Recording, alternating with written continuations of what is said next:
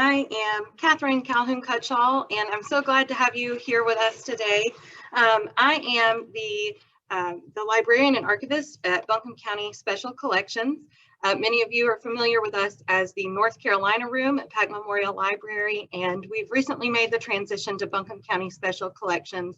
And there's a lot of really wonderful changes coming to our space. We've rearranged, we've got some fresh paint on the walls. And so when things are normal again, I'll really look forward to seeing a lot of you, a lot of folks here on the call right now, I know, so I'm excited to see you here as well. So today we are doing this in a webinar style. Our past Zoom with the NC Room series was in more of a meeting style, but thankfully the county has invested in this webinar technology for us. So that means a couple of different things. You cannot turn on your video or your audio as a participant. So if you will please use the Q&A function, you'll see it right down at the bottom of your screen, in the center of your screen, the Q&A, type in any questions. Dr. Nash is going to speak for 30, 45 minutes, and then we'll save whatever time we have left at the end for questions. And so I'll be able to see your questions written in that Q&A chat, and I'll ask Dr. Nash directly. So without any further ado, the reason we're here today, we're so glad to have Dr. Steve Nash. He is a history professor at East Tennessee State University and the author of Reconstruction's Ragged Edge, the Politics of Postwar Life in the Southern Mountains. Dr. Nash has done a lot of really interesting research in Reconstruction in Western North Carolina and the Mountain South. And so really excited to have him here today. And besides this work, he's had a more recent publication.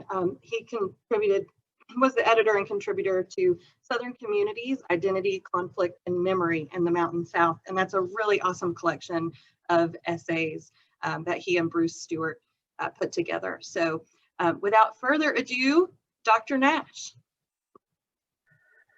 Thank you, Catherine. Thank you for having me. I hope my audio is coming through loud and clear. I'm going to go ahead and already threaten one possible monkey wrench in the works, which is in this age of Zoom teaching, I'm so used to being able to audio record lectures on my own to the point where I've become something of a perfectionist, and I stop and I redo and I edit. Having sort of a live mic might mean that I talk more than 30, 40 minutes. I'm certainly going to try not to. But, you know, it's not often I get sort of a live audience, so to speak, these days. So this will be great. As Catherine said, I've done a fair amount of research on Reconstruction in Western North Carolina. That's what the topic of my first book was. And what I'm going to present today is about the Freedmen's Bureau, specifically in Buncombe County, what I've called Agents of Change, which is drawn from what you probably shouldn't say this, but it's my favorite chapter in my book. And there's a number of reasons for why it's my favorite chapter. One of which is that it gets to sort of the crux of the argument of the book. If I can sort of, there you go. So the book argues a couple of different things, and it builds off of a number of important popular perceptions and academic arguments. I start a lot of talks with this map. And it's a fantastic map, and it's an excellent atlas that Aaron Sheehan-Dean put together about the Civil War. But, you know, nothing's perfect. And I would quibble with Professor Sheehan-Dean's sort of depiction here of the map of Western North Carolina. This is a map that he put together that shows dissent within the United States and the Confederacy during the Civil War. And as you can see there, he has East Tennessee soundly in blue, and then he has Western North Carolina in equal blue. In fact, in some cases, looking at it now, it almost looks like a darker shade of blue in parts. Obviously, the other part of my introduction is that I am a student of John Insko's from the University of Georgia. He was my doctoral advisor. He's written two incredibly important books on Western North Carolina through the secession crisis, and then co-authored a book on the Civil War with Gordon McKinney about Western North Carolina. And we know that Western North Carolina was on the preponderance of pro-Confederate region. We know that it was in the preponderance of pro-Confederate region. And yet this idea about unionism continues to exist, not just in a popular mind, but academically, right? Aaron Sheehan Dean has an endowed chair of, I believe, Civil War history at Louisiana State University. So the idea that Western North Carolina is still overwhelmingly Unionist is an important backdrop. The other element is something that I heard when I applied for a grant once, which was discussing the African-American population of Western North Carolina. This is a map drawn from my book that shows the African-American population of the Western North Carolina counties. As you can see, most of them are on the lower end of 20% or less, many of them perhaps even 7% or less. And Buncombe County, pretty much right there in the middle, is right around 16%. So it's right there in that sort of near the upper end, but not as large of a African-American population as McDowell, Burke, and Rutherford. And these two things sort of go hand in hand. If you allow me to sort of backtrack for a second, right? The idea of overwhelming unionism, and then the idea that African-Americans are a distinct minority within Southern Appalachia and Western North Carolina. Or as one grant reviewer said of a grant that I proposed once, that African Americans in Western North Carolina, in their experience as a part-time resident of the region, are seldom seen and rarely heard, right? So these two sorts of ideas are very much the backdrop here, that Western North Carolina was in the preponderance Unionist. It was not. There was a sizable Unionist population, but it was not the majority. And then the second part was that the African-American population of Western North Carolina was small enough to the point where it's seldom seen and rarely heard.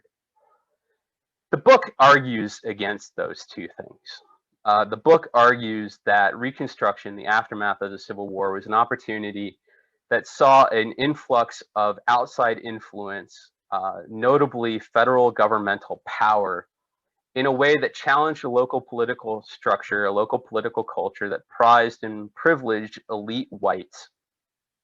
And that the sort of influx of outside influence, such as federal power, helped to create, the book argues, would help to create a biracial political coalition within the Republican Party that had significant influence and impact on Reconstruction in the mountain counties of North Carolina. The Freedmen's Bureau, or what is often referred to as the Bureau of Refugees, well, its formal name is the Bureau of Refugees, Freedmen, and Abandoned Land. The Freedmen's Bureau, in my argument, is the sort of most important tangible source of that federal power in Reconstruction in Western North Carolina. It plays the largest role in terms of the creation, I believe, of this biracial Republican coalition. So before I get into the details and the history of the Freedmen's Bureau, since we're doing a talk for now Special Collections at Buncombe County, I feel like it's appropriate to kind of pull the curtain back for a moment and tell you a little bit of the story about how this research and how this book came together. And it started with a conversation that I was having as a master's student years ago at Western Carolina University. I received my master's in American history from Western Carolina. And my thesis director at the time was Peter Carmichael. And Pete is now at Gettysburg College. And Pete and I were having this conversation, sort of throwing ideas back and forth about what I could do for a thesis topic. And I think it was Pete, actually, who first was like, well, what about Reconstruction?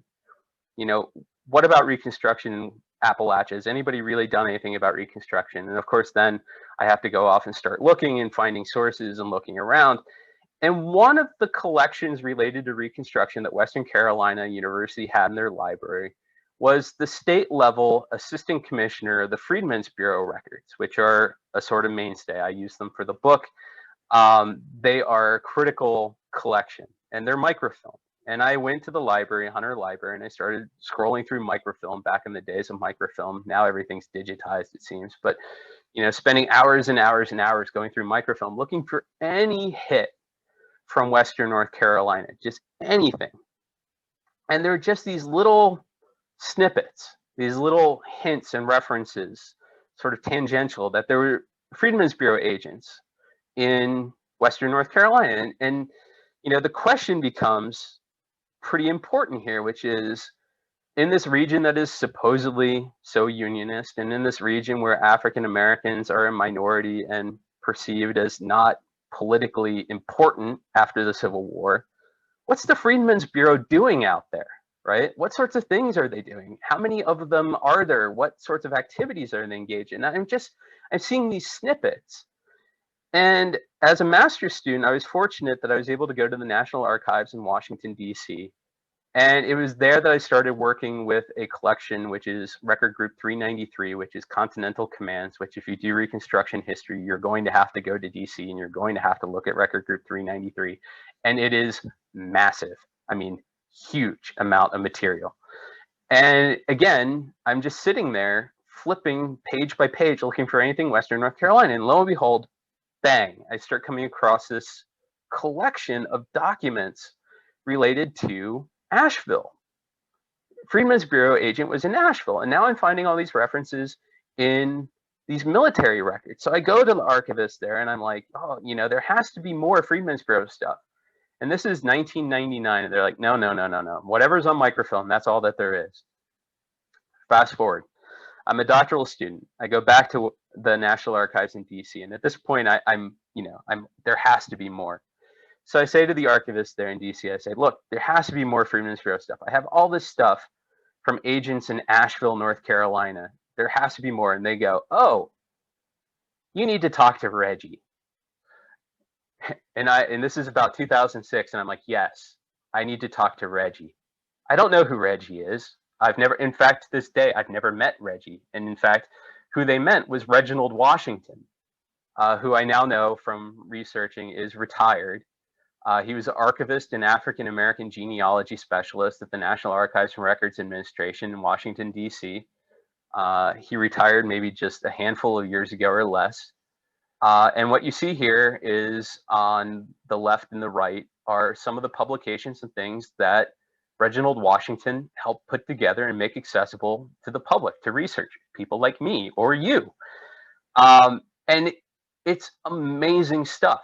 The Freedmen's Bureau Field Office records, which you see sort of on the one side of the screen, those are all the records that I knew were there that weren't already microfilmed and contain just tremendous amounts of information about African Americans all across the US South, including Western North Carolina.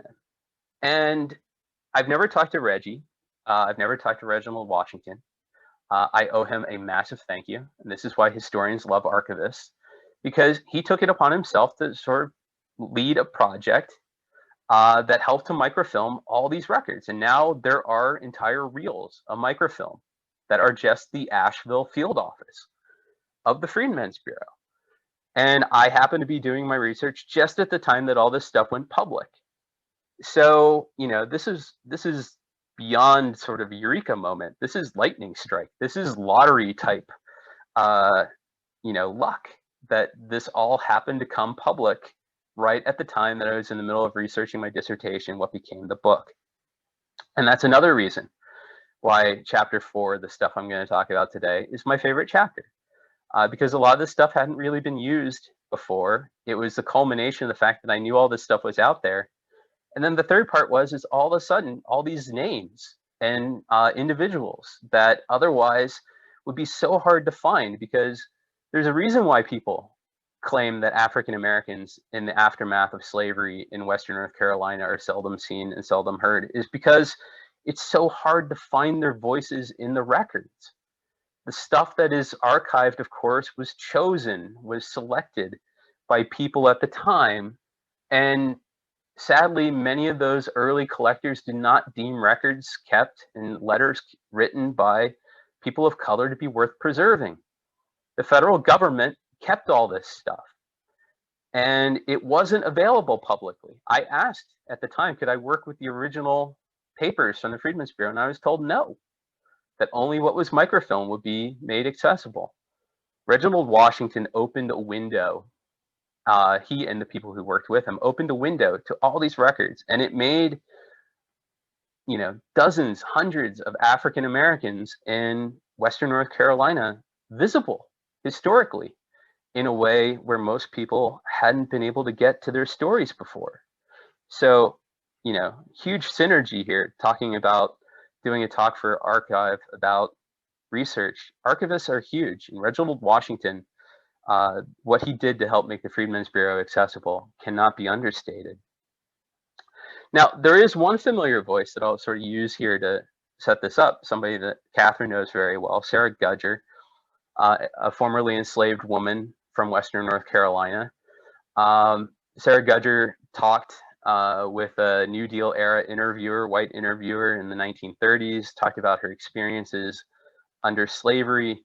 Obviously, she was quite old, disputed exactly perhaps how old she was, but I think most people agreed she was well in excess of 100 years old at the time, which made her very important as a source, because this meant that her experience of slavery was as an adult, or certainly as a teenager, not as a child, as many interviewees of the 1930s were. And Sarah Gudger made clear that the formerly enslaved people in Western North Carolina shared many of the same desires, needs, wishes that formerly enslaved people across the rest of the US South shared. They wanted control over their families. They wanted an education. They wanted control over their labor, to be able to control how they would work, who they would work for, the terms of their work. Obviously, they wanted to be paid and compensated for their work. Related to labor, it was they wanted control of land, right? It's a key part of the American notion of independence, to be a landowner. They want land, and they want mobility. They want to be able to move, right? Sarah Gudger's account checks several of these boxes. She recalls that an older enslaved person under slavery had said to her once that freedom without education was worthless. She had been denied the right to see her dying mother on her deathbed. So when she was freed, she wanted to be with her father and spend time with her father, who she was separated from under slavery. The ability to go look for jobs and the best work possible, to contract their labor, to be reimbursed for their labor.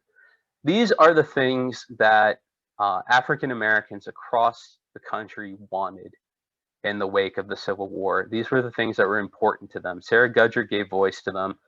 And when Freedmen's Bureau agents and others came into each corner and each pocket of the former Confederacy, these were the sorts of concerns that they encountered on the part of African Americans across the South. And it was the original intent that the Freedmen's Bureau would have agents in every county, but that proved extremely hard to do. They didn't have the money for it. The president, Andrew Johnson, was hostile to the Freedmen's Bureau, did not believe in its mission. He did not support it, so he sort of worked behind the scenes to undermine it.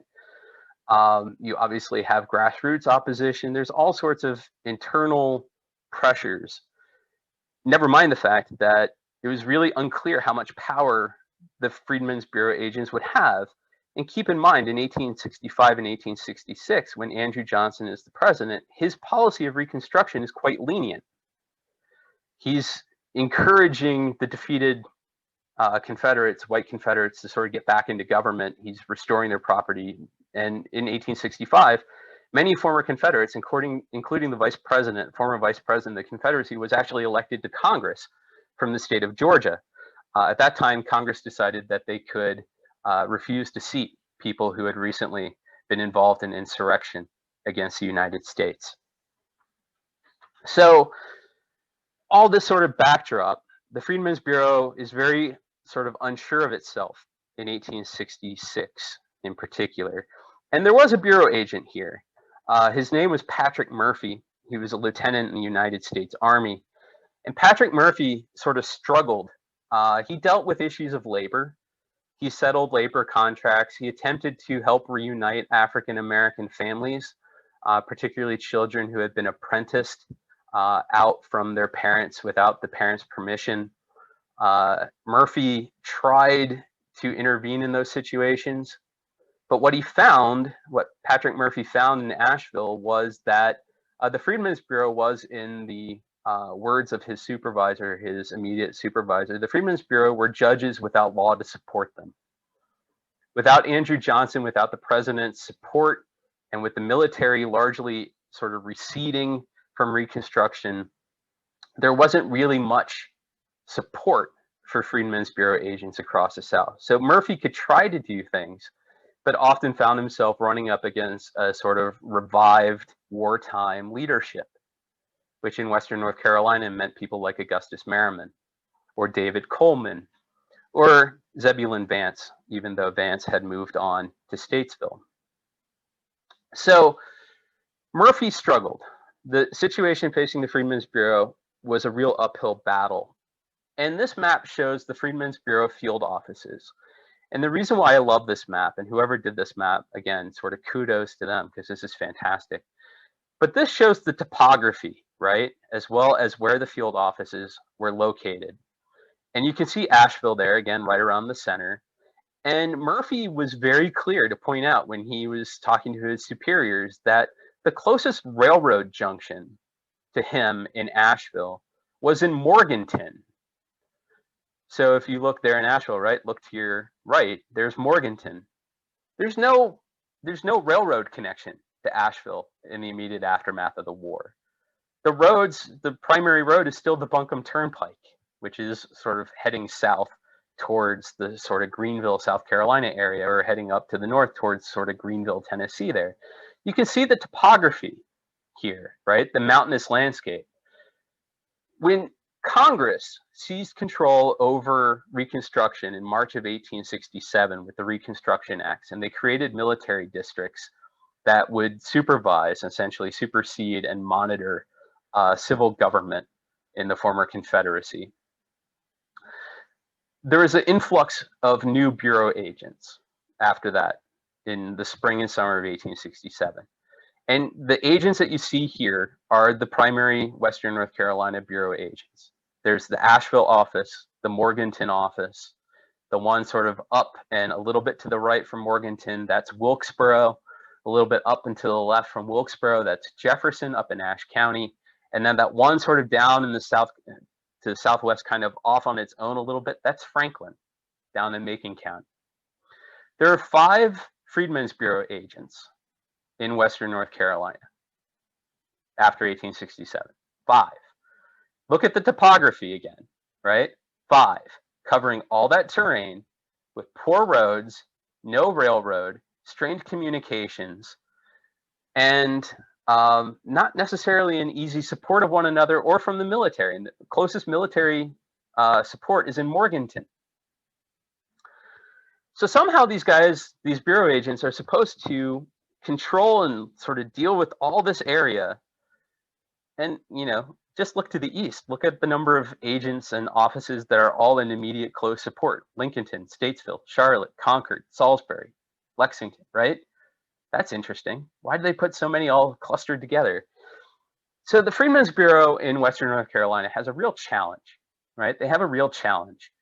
They have to somehow travel sub-districts that include multiple counties with inferior roads, strained communications, and seek out African Americans in this area and help them. And African Americans came to the Bureau for help along the sorts of lines that you would expect: education, family, labor, and legal rights. And the Bureau agent that comes in Asheville after Congress seizes control, he arrives in the spring of 1867, is this fellow, a man by the name of Oscar Eastman. And I can tell you a lot more about Eastman in a Q&A if you want to know more about his biography. What I will tell you is that Eastman was a Northerner who had volunteered first in a Union United States Army regiment, and then when he comes to the coast of North Carolina, he becomes a lieutenant colonel in the 1st North Carolina Union Infantry, which was based along the coast. After the war, he was in Raleigh. From Raleigh, he gets appointed as a Freedmen's Bureau agent, and he comes to Asheville in the spring of 1867. Oscar Eastman brought his experience as a Union officer in North Carolina to this post. In 1865, as he was getting ready to muster out, Lieutenant Colonel Eastman had asked permission for the men who served in his Union regiment to be able to take their guns home, because he feared of the sort of violent repercussions that might come from these Union soldiers returning to their home communities. Eastman hoped, quote, that the government would not leave them to the mercy of those from whom both themselves and families have suffered taunts and violence during the rebellion. Men who have burned their homes, desolated their plantations, and simply left what they could not destroy, the land. Eastman felt certain that, quote, secret plots of midnight violence and highway murder would follow the Civil War. And now he's the Freedmen's Bureau agent in Asheville. And pretty quickly, a lot of his ideas about what Reconstruction was going to look like start to play out. Shortly after he arrived, there was an attack at night on a group of Union League men, essentially Unionists, Republicans, and the Union League was an organization created to sort of band together Unionists for mutual support. Shortly after Eastman arrives, he gets this report that a group of Union Leaguers walking home from a meeting were attacked and stoned in the middle of the night. People were throwing rocks at them. Eastman becomes convinced, in his words, that, quote, there is more than one Booth, reference to John Wilkes Booth. There's more than one Booth in the land. He refers to Asheville as a hotbed of secession and as a hotbed of rebellion. And he's going to quickly start going to work on the tasks in front of him. Eastman will get involved in labor contracts, settling disputes between white employers and African-American workers. Eastman singled out in one report a man by the name of Thomas Patton, a white landholder who evidently had sort of become well known for employing a common legal tactic, which was he would refuse to pay the African Americans working his property. He would refuse to pay them according to the contract. And then when they would take him to court, Patton would just keep dragging it out and dragging it out, appealing and appealing and appealing until ultimately the African American workers would run out of money and they would no longer have the resources to continue pressing the legal challenge. Eastman brought that to the attention of his superiors, called Patton to account. He got involved in education. In 1868, Eastman could report that there were 3 schools teaching more than 100 students established in Asheville for African Americans. And perhaps where Eastman most distinguishes himself was involved in legal matters. According to North Carolina state law, African Americans were denied the right to testify in court in any case involving white people. They were only allowed to testify in court in cases exclusively dealing with people of color. That was according to law. Eastman gets involved in a court case in 1867 involving an African American man whose last name was Spears. His first name is something of a sort of mystery to me. Eastman and the United States military authorities refer to him as Cammy, C-A-M-Y. The white court officials who are involved in the case refer to him as Carney, C-A-R-N-E-Y. I'm not 100% sure which is which. I tend to support Eastman and the military in this, but it could be that it's the same name or the person has the same name. If anybody knows, I would love to know once and for all. But in the case of Cammy Spears, Spears was working for a white landowner. He was enslaved, was working with the white landowner in 1865 when people came across the field and they were wearing blue Union uniforms. They identified themselves as United States soldiers. They compelled Cammy Spears to tell them where his enslaver was hiding his mules and horses. Under duress, Spears told them, and then they took Spears off with them when they left, as well as the mules. A year later, in 1866, a warrant was issued for Spears's arrest for horse theft, that they had accused him and charged him with stealing the mules. It went to court. Spears was ultimately tried and convicted. And in the court case, things get a little bit interesting. The judge was Augustus Merriman. The prosecuting attorney was David Coleman. David Coleman was a Confederate officer. Augustus Merriman was an old Whig, conservative. He was solicitor in the Western District during the course of the war. He's a judge afterwards. And they convict Spears of the theft. They don't allow, according to state law, they don't allow Spears to testify in his own behalf.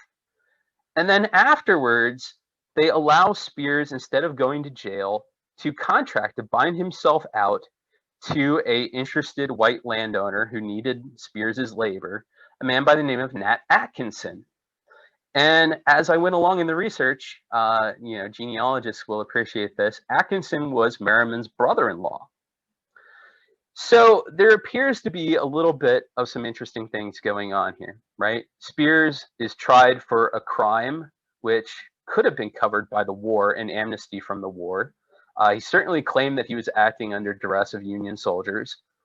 Merriman does not allow his testimony to be heard in court.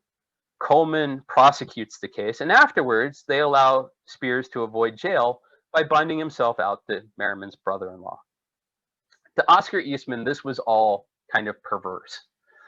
It didn't really make a whole lot of sense to him. He believed that Spears should have been allowed to testify in his own behalf. He wasn't.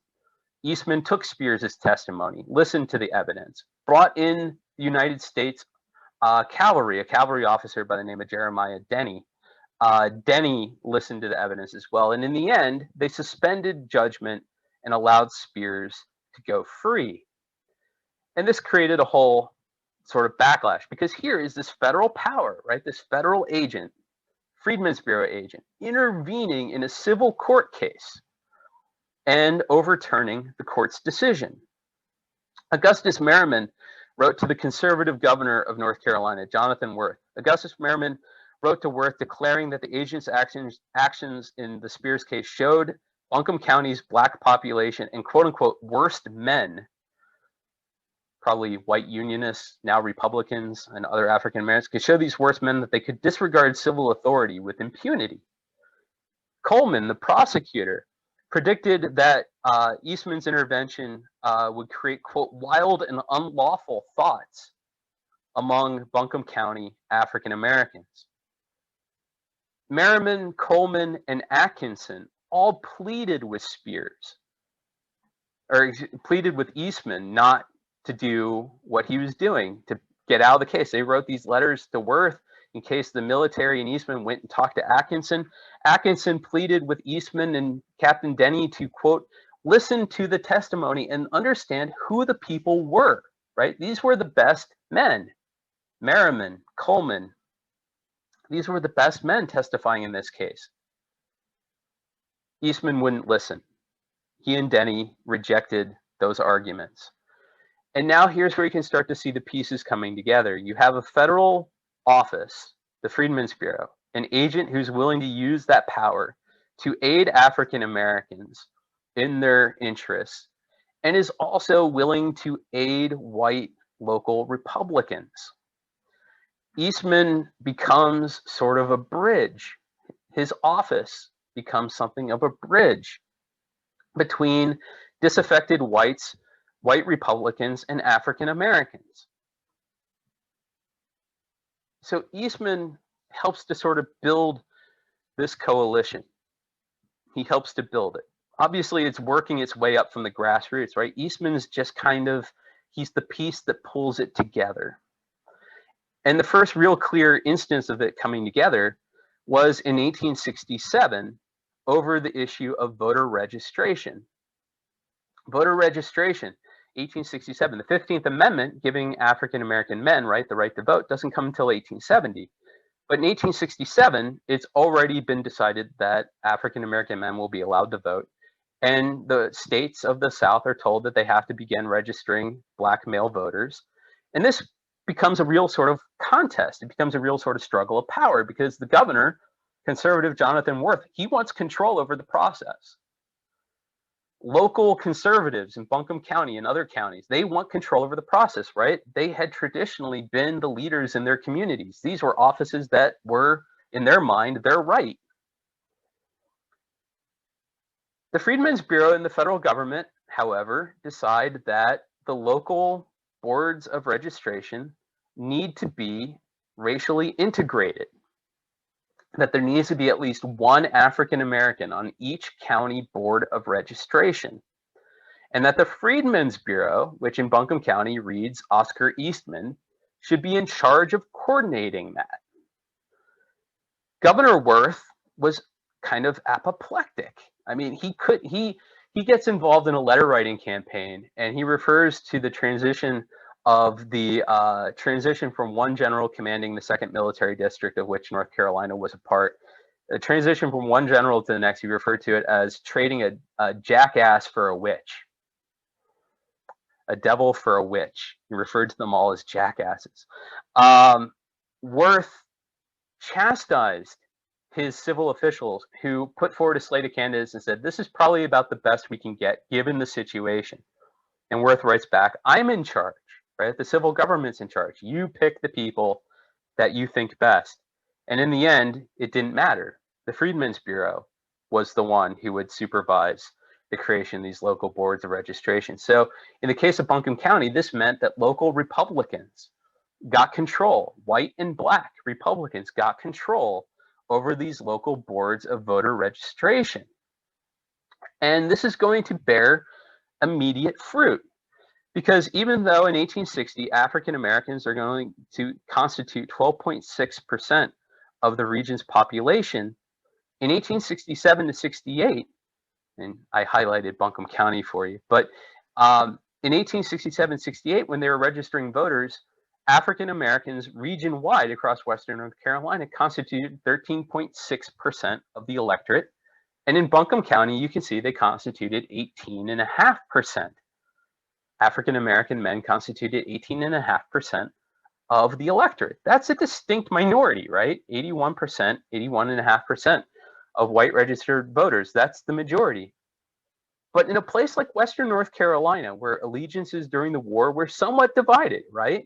There's a sizable Unionist minority within Western North Carolina. When that transitions out of the war, you have divisions in the white population. And now you're introducing African American voters for the first time. And it's a truism that the Republican Party, the party of Lincoln, the party of emancipation, the party that won the Civil War, was immensely popular with black voters. So there's a tremendous enthusiasm for voting. The Republican Party and local boards of registration are making sure that black voters are registered, and they will participate in big numbers in 1868 in state elections and national elections.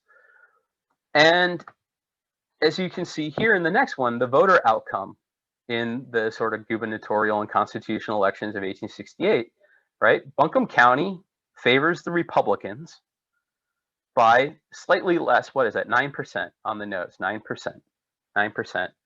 That margin of victory overall was only something along the lines of, I believe it was 400 votes. Excuse me, it was 174 votes, pardon me, it was 174 votes. 418 registered black male voters in Buncombe County. That's where my 400 number was coming into my head. 418 registered black male voters. The Republicans won the county, even though it's 54.5%, they won by 174 votes. So if just half of the black electorate in Buncombe County voted for the Republicans, that was the swing vote, right? They swung the election to the Republicans. And it wasn't just in Buncombe County. I'll give you sort of another little quick example. Down in Watauga County, if you scroll down the screen here, right? Watauga County, very, very tight, 50.4% to 49.6%. There are only 36 registered black voters in Watauga County in 1868. Only 36 registered black voters. The Republicans won that county by 4 votes. 4 votes. African Americans had emerged as a powerful political force in 1868.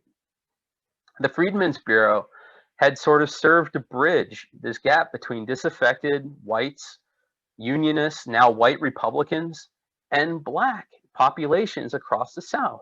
across this region included. And it's that success, that creation, that sort of demonstrated power. They brought Republicans to power. In 1868, they will go to the polls again in November, and they will vote for president. And again, the Republicans will win in 1868 in those national elections. But that November election will be far more contested, and it'll be more contested in a different way, which is, at that time, the Ku Klux Klan had emerged as a force. The Ku Klux Klan is going to emerge across the former Confederacy in 1868, and that includes in Western North Carolina. The document, the image that you see on the right of the screen, is an actual written copy of a Ku Klux Klan threat that Oscar Eastman forwarded to his superiors in 1868. That was distributed in different communities in Western North Carolina in Eastman's district, including Waynesville in Haywood County, and then passed up. The Ku Klux Klan emerged as a counter-revolutionary force to battle the powerful, demonstrated Republican biracial coalition. Ku Klux members in Reconstruction believed that this biracial coalition was illegitimate. They believed that they had a right to fight back, and they would do so in disguise and in just horrific ways. Violence, intimidation. In some cases in the South, you have African-American men murdered, castrated, used as examples to the community. And of course, one of the most famous incidences in North Carolina will be the lynching of Wyatt Outlaw in Alamance County, North Carolina. But the Ku Klux Klan was active in Western North Carolina. And in the election of 1868, in the presidential election of 1868, Oscar Eastman was very much afraid that there was going to be violence at that election, November 6th of 1868. And he was right. An African-American man by the name of James Smith, who happened to be boarding with a prominent Republican family in Asheville, was denied the right to vote. A sort of group of African-Americans sort of came together, and in the end, it's unclear exactly what precipitated it, but the result was obvious and not disputed, which was a massive shootout, a very imbalanced shootout in which whites in Asheville began firing into this crowd of African-American men, killing James Smith, wounding about a dozen others, and sort of created this sort of massive riot and sort of backlash, culminating in the election of 1868, November 6th of 1868 in Nashville. The Ku Klux Klan was very much behind that. One of the most sort of contemporary documents I've found about that actually gives pretty convincing evidence that the Freedmen's Bureau had sort of helped create this biracial coalition. It was successful, and that the Ku Klux Klan struck at that at this election in 1868. The sad thing about this story is that the election riot of 1868 is pretty much the conclusion of it. Prior to that election, the Freedmen's Bureau had actually been ordered to close up. That the election of a Republican and an election of a Republican-favored state constitution was interpreted at the federal level as success. That the Freedmen's Bureau was no longer essential, was no longer necessary. And Oscar Eastman had received word even before the election of 1868, before the presidential national election in which the riot occurred, that he should close up his office and be planned to leave Asheville on January 1st of 1869. So even in the wake of this election riot, the Freedmen's Bureau still shut down. And with it went arguably the most influential and most tangible form of federal power in Buncombe County during Reconstruction. The Ku Klux Klan doesn't go away. The Klan isn't going to be suppressed until 1872 in North Carolina. But the Freedmen's Bureau, that sort of tangible element of federal power that helps sort of support and protect the interests of African Americans and white Republicans, is gone. And the sort of consequences of that are broad and sweeping. But in the end, again, the book argues that Reconstruction was this moment in time in Western North Carolina where a biracial coalition of African Americans and whites came together to begin to affect pretty significant change. Sort of more democratic with a small d local government is coming into place. More people were being represented than before. And in the end, the way that that was sort of countered, the way that it was sort of defeated, if you will, was through counter-revolutionary violence. And with that, I'd like to say thank you. And I'm here for any questions, comments. If people have stories that they want to share, I'll also put on here. I know some people have to go, and if you have to go, you can always jot down my email address. I'm always happy to correspond with people that way as well. So thank you very much. Thanks so much, Steve. Yay! So I'll just redirect people. We do still have plenty of time for Q&A. So if you'll use this Q&A button down at the bottom of the screen, it should give you the option to type in a question, and I'll try to pay attention to some of those. But while we're waiting on folks to submit some questions, I was wondering, Steve, Sure. Was there a, and you may not know, but was there a notable increase in racialized violence after the Freedmen's Bureau exits Western North Carolina? Notable increase in racialized violence. Yeah, you know, quantifying it is challenging in terms of the actual number of instances and how much gets reported and how much actually ends up in the records. And a lot of what I do know comes from people like Eastman. It comes from, and then after that, I'll give you an example. The incident that comes, I believe it's in 1870, which is, I believe it's George Brooks, or no, I might be slipping the name. But the Ku Klux comes to his house in the middle of the night, and he hides under the bed, and they start assaulting his wife. And he comes out with an axe and mortally wounds one of the Klansmen, and then sort of throws the axe at the other one. And it becomes this sort of big sensational event to the point where a lot of people couldn't believe that it actually happened. And the reason why I say that is the source that I have for that is the Johnston family. And Thomas D. Johnston, of course, was a conservative Democrat who ends up in the state legislature. So I have he and his sister and his brother corresponding about this. And there is a reference to it in federal investigation, but there's not, again, sort of this big collection is how the evidence sort of drips out. I mean, overall, is there an increase in Klan violence after the Freedmen's Bureau is gone? Yes.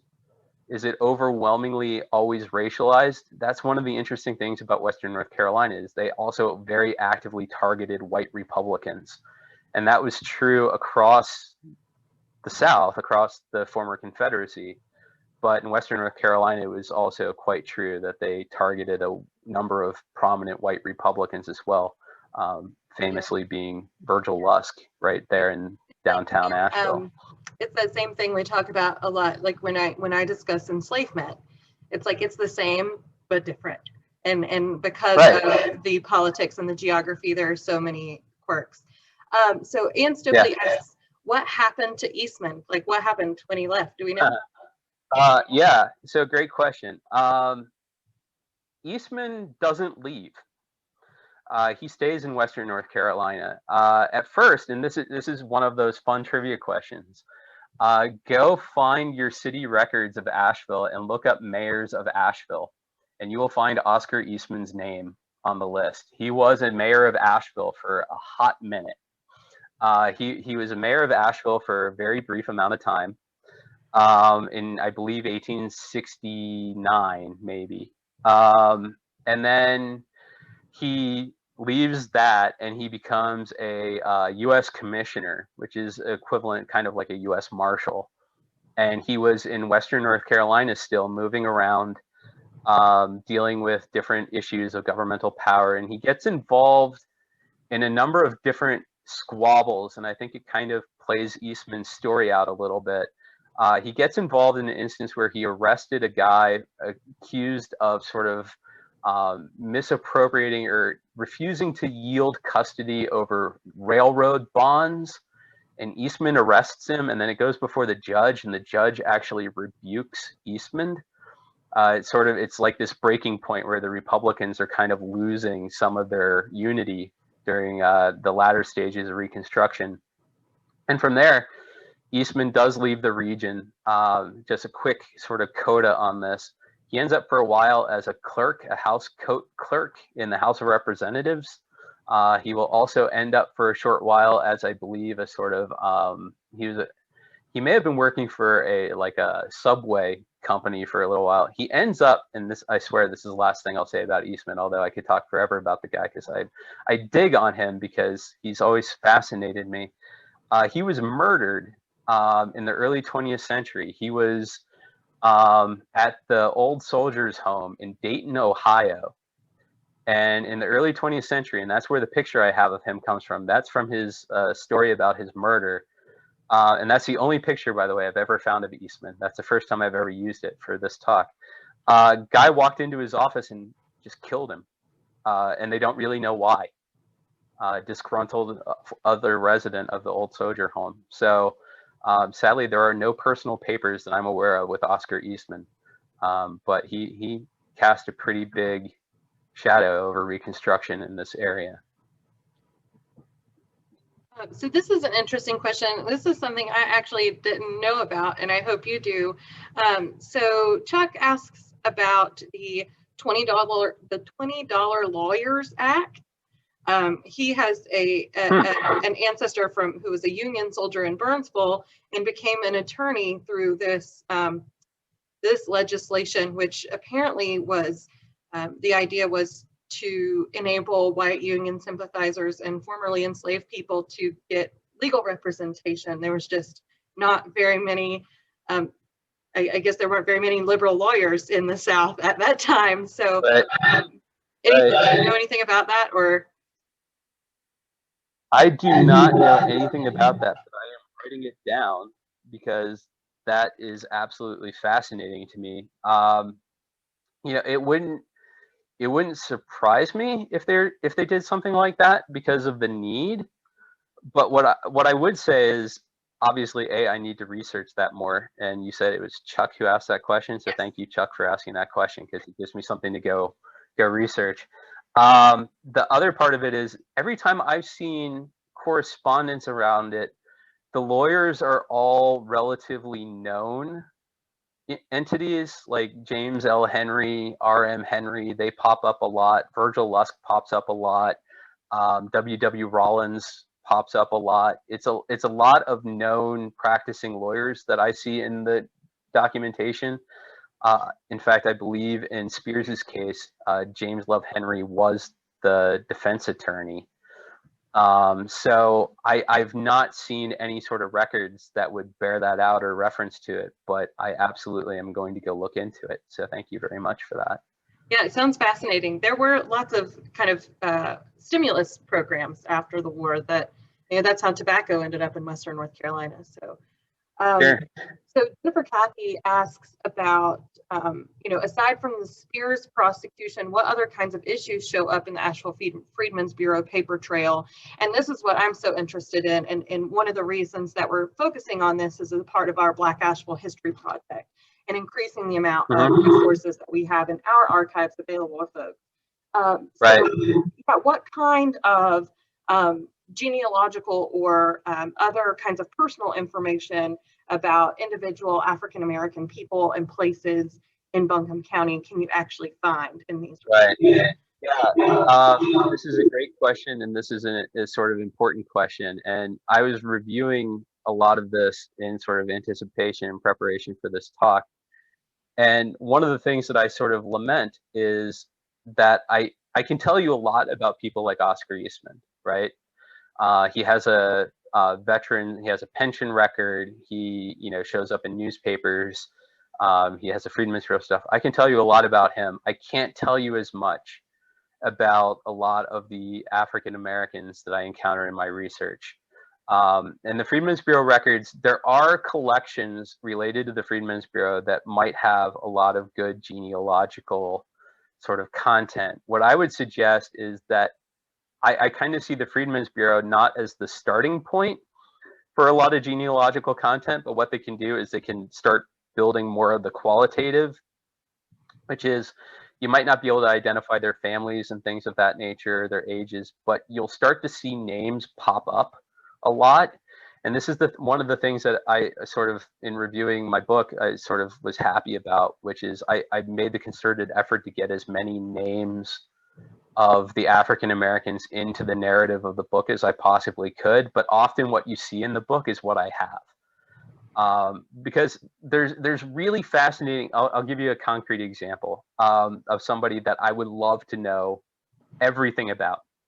There's a man by the name of Edward Horsey.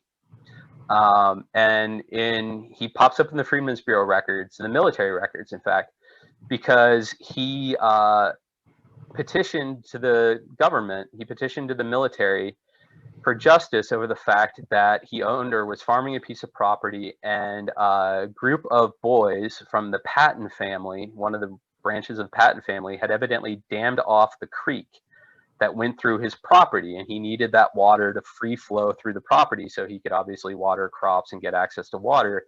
And they had dammed it off so that the water wouldn't go through his property. And he went, and the military official said, yes, you can remove the dam. And he went and removed the dam. And in the process of doing so, they started throwing rocks at him and they injured him. Now, that's the one instance where he shows up. But then as I keep going through the Freedmen's Bureau records, he pops up again later. I mentioned that Eastman reported that there were 3 schools in operation in Asheville in 1868. Edward Horsey was teaching at one of them.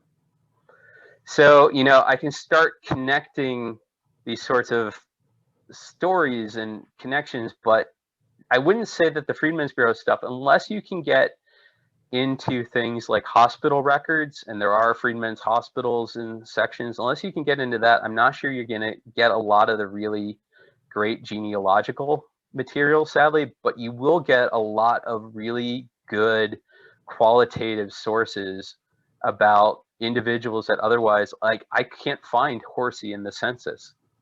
I can't. I looked for him again yesterday in advance of this talk. Just, you know, the thing that I'm constantly amazed with is all the digitization, right? Newspapers.com, all this new stuff is coming on all the time that wasn't there when I was doing this work. Someday he's going to pop up, right? And there's going to be another hit that kind of opens the window. But it might be too that some of the people listening to this talk know family stories that can connect and help sort of flesh this out. So that's a long-winded answer to a question, but I think what you'll find is you'll find a lot of really great, like, stories in these records, and maybe not the genealogical data, but great stories that maybe help rebuild a community that often isn't visible. And that's where I think you can connect the dots. So that kind of goes to Kelly Dunbar is working on her master's thesis, and she's just really starting to think about what she's writing about, but really focusing on women, and especially Black women in Reconstruction in Western North Carolina. So I think you partially answered that question as well, is that, you know, it's probably better to have a couple of names of people you're looking for when you start into the Freedmen's Bureau records, rather than like waiting on something to pop out. Right.